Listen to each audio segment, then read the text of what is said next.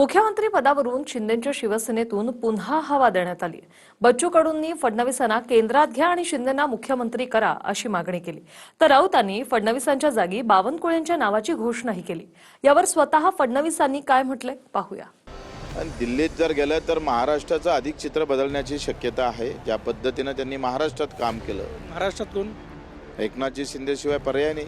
एकनाथ शिंदे परत मुख्यमंत्री होणार नाही, अजिबात होणार। पावसाळी अधिवेशन संपताच शिंदेंच्या शिवसेनेचे आमदार बच्चू कडू यांनी थेट फडणवीसांच्या मुख्यमंत्री पदाकडे बोट दाखवलं आणि शिंदेंना पुन्हा मुख्यमंत्री करण्याची मागणी केली। फडणवीसांना केंद्रीय नेतृत्वानं दिल्लीत घ्यावं आणि त्यानंतर मग महाराष्ट्राला शिंदेंशिवाय पर्याय नाही, असं बच्चू कडूंना वाटतंय। दिल्लीत जर गेलं तर महाराष्ट्राचं अधिक चित्र बदलण्याची शक्यता आहे। ज्या पद्धतीने त्यांनी महाराष्ट्रात काम केलं, त्याच धर्तीवर उद्या या महाराष्ट्रानं देशाचं नेतृत्व करावं, या पद्धतीनं त्यांनी पावलं टाकावी अशी अपेक्षा आहे सामान्य लोकांची आहे। महाराष्ट्रात कोण एकनाथजी शिंदे शिवाय पर्याय नाही। असं की केंद्रीय भाजपचं नेतृत्व असा निर्णय घेईन असं वाटतं तुम्हाला?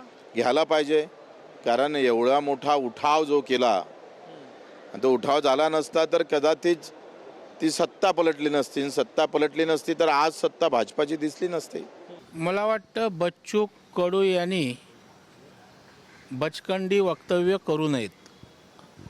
आता गुण्यागोविंदानं महायुती म्हणून महाराष्ट्राला पुढं नेण्याचं काम देवाभाऊ एकनाथ शिंदेसाहेब आणि सुनेत्राताई करतायत, आणि अशा वेळेला उठाव केला नसता तर आता जर तर केलं तर नुसता उठाव करून भारतीय जनता पार्टी सोबत नसती तर, त्यामुळे मला वाटतं कारण नसताना वाद उभा करू नये। मी परवाच गेलो होतो दिल्लीला। फडणवीसांच्या मुख्यमंत्री पदावरून पायउतार होण्याबद्दल बोलताच बच्चू कडूंनी बचपना करू नये अशा शब्दात दरेकरांनी सुनावलं आणि 2022 मध्ये शिंदेंच्या उठावासोबत भाजप सोबत नसती तर मग शिंदेंच्या शिवसेनेचं काय केलं असतं हे सांगून ताकदीची आठवण करून दिली।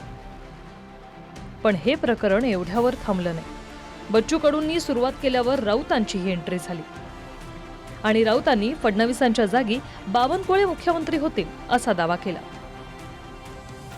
महाराष्ट्रातून देवेंद्र फडणवीस हे सातत्यानं केंद्रात जातील असं म्हटलं जातं। आता केंद्रात जातील म्हणजे काय करणार? आमच्या त्यांना शुभेच्छा आहेत की 2029 पूर्वी जर तुम्हाला पंतप्रधान पदाची संधी मिळाली तर महाराष्ट्राला आनंद होईल, मराठी माणूस झाला म्हणून। विदर्भातले चंद्रशेखर बावनकुळे हे देवेंद्र फडणवीस यांच्यानंतर मुख्यमंत्री पदासाठी योग्य नेते मला नेहमी दिसतात। चालेल, सगळे अधिकार मला वाटतं राऊताला दिलेले आहेत आमच्या पक्षाचे। मला वाटतं दिल्लीच्या आमच्या नेत्यांनी त्यांना अधिकार दिलेले दिसत आहेत की कोण मुख्यमंत्री करायचं, कोणाला करायचं नाही, कोणाचं रेकॉर्ड काय आहे। मला वाटतं राऊत सगळं बघतायत आता सध्या देशाचा कारभार। उद्धव ठाकरे पंतप्रधान उद्धवजींना करतायत, सीएम कोणाला नाव कोणाचं घेतायत, बावनकुळेचं घेतायत, आमचं काय सांगतायत, बरं वाईट सांगतायत। मला वाटतं सगळे अधिकार भाजपने त्यांना दिलेले आहेत।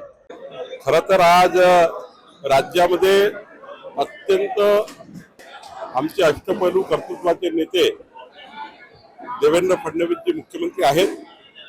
राज्याला देवेंद्र फडणवीसजी मुख्यमंत्री राहावे ही 14 कोटी जनतेची भावना आहे। आणि मी तुम्हाला जाणीवपूर्वक सांगेल, या राज्यामध्ये 2034 पर्यंत देवेंद्रजी फडणवीसच मुख्यमंत्री राहणार आहे। आता खरंच फडणवीस दिल्लीत जातील का यावरून फक्त चर्चा आहे, पण बच्चू कडूंना वाटतंय फडणवीसांच्या जागी शिंदे मुख्यमंत्री होणार। राऊतांचं म्हणणं आहे फडणवीसांची रिप्लेसमेंट म्हणून बावनकुळे परफेक्ट आहेत, पण शिंदे अजिबात मुख्यमंत्री होणार नाहीत। रोहित पवारांनी 2 ऑप्शन सांगितले, शिंदेही मुख्यमंत्री होऊ शकतात किंवा महाराष्ट्रातून खासदार असलेले आणि केंद्रात मंत्री असलेला नेताही मुख्यमंत्री होऊ शकतो। शिंदे अजिबातच मुख्यमंत्री होणार नाही असं राऊतांचं म्हणणं आहे। त्यांच्या पक्षाच्या दृष्टीने स्वाभाविक आहे, पण रोहित पवार शिंदेंच्या बाजूने दिसतात। याच रोहित पवारांचे आजोबा शरद पवार 2 दिवसांआधी विधिमंडळात शिंदेच्या भेटीला आले होते.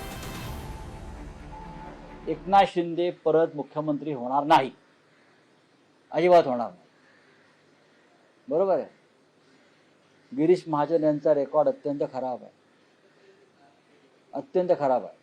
पण दुसऱ्या बाजूला एकनाथ शिंदे साहेबांना सुद्धा कमी समजून चालणार नाही. एकनाथ शिंदे साहेबांनी स्वतःची ताकद खूप वाढवलेली आहे. दिल्लीत सुद्धा जे नेते आहेत, भाजपचे प्रमुख नेते, हे त्यांना बळ देताना आपण सगळेजण बघू शकतो. एक भाजपचेच खासदार आहेत, त्यांची सुद्धा चर्चा आहे, आपल्या सगळ्यांना माहिती आहे. आता जरा आमदारांच्या संख्याबळाचं गणित समजून घेतलं पाहिजे.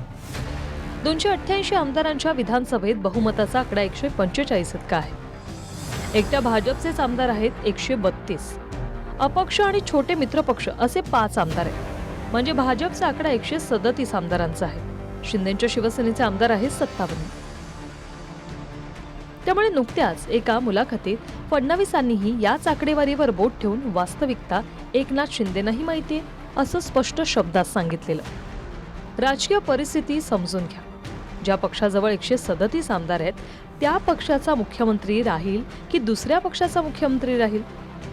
ज्यांचे अधिक आमदार आहेत त्याच पक्षाचा मुख्यमंत्री राहणार, त्यांचे नेते त्याच पक्षाचा मुख्यमंत्री करणार.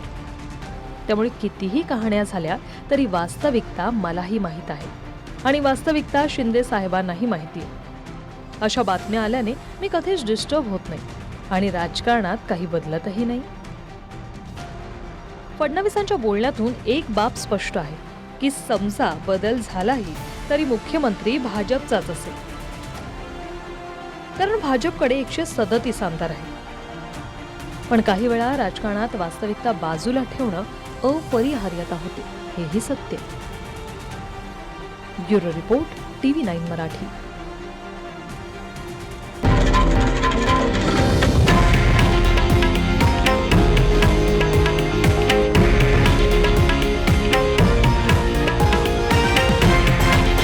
हे आहे देशातील नंबर 1 न्यूज नेटवर्क आणि आपण पाहत आहात TV9 मराठी, एकमेव.